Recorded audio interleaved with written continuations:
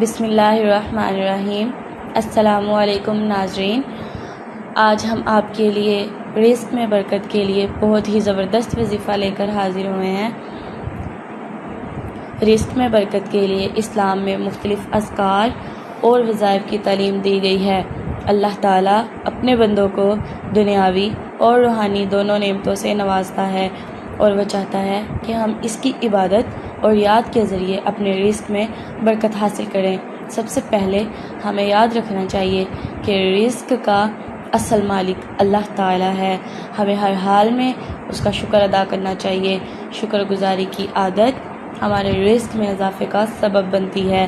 اللہ تعالیٰ قرآن مجید میں فرماتے ہیں، اگر تم شکر ادا کرو گے تو میں تمہیں مزید عطا کروں گا۔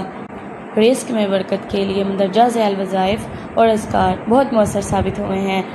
استغفار کی کثرت۔ استغفار کا ورد کرنے سے نہ صرف گناہوں کی معافی ملتی ہے بلکہ یہ رزق میں برکت کا ذریعہ بھی بنتا ہے۔ حضرت نوح علیہ السلام نے اپنی قوم کو فرمایا تھا کہ اپنے رب سے معافی مانگو، وہ تمہیں خوب بارش عطا کرے گا اور تمہارے رزق میں اضافہ کرے گا۔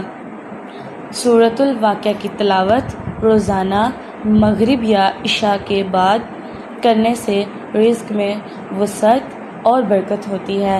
حضور صلی اللہ علیہ وآلہ وسلم نے فرمایا کہ جو شخص ہر رات سورۃ الواقعہ پڑھے گا اسے کبھی فقر و فاقہ کا سامنا نہیں ہوگا۔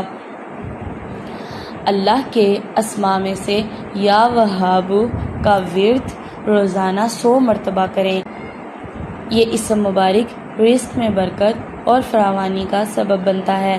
اس ورد کو باقاعدگی سے کرنے سے اللہ تعالیٰ دل کی مرادیں پوری کرتے ہیں۔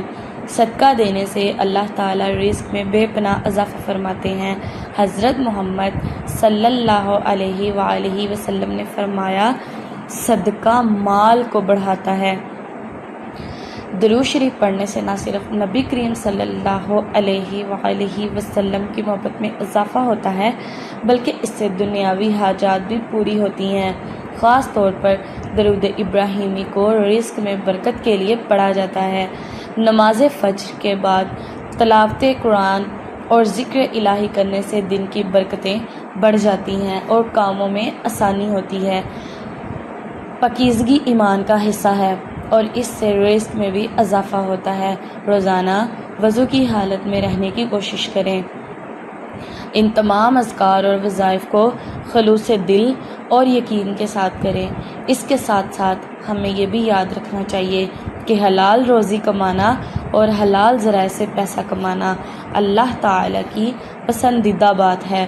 اگر ہم رزق میں برکت چاہتے ہیں تو ہمیں اپنی نیت صاف رکھنی چاہیے، اللہ پر توکل کرنا چاہیے اور ہر حال میں اس کا شکر گزار رہنا چاہیے۔ امید ہے کہ یہ معلومات آپ کے لیے بہت مفید ثابت ہوں گی۔ اگر آپ کو کوئی سوال ہو تو ہمیں رابطہ کر سکتے ہیں۔ اللہ تعالیٰ آپ کو کامیاب فرمائے، آمین۔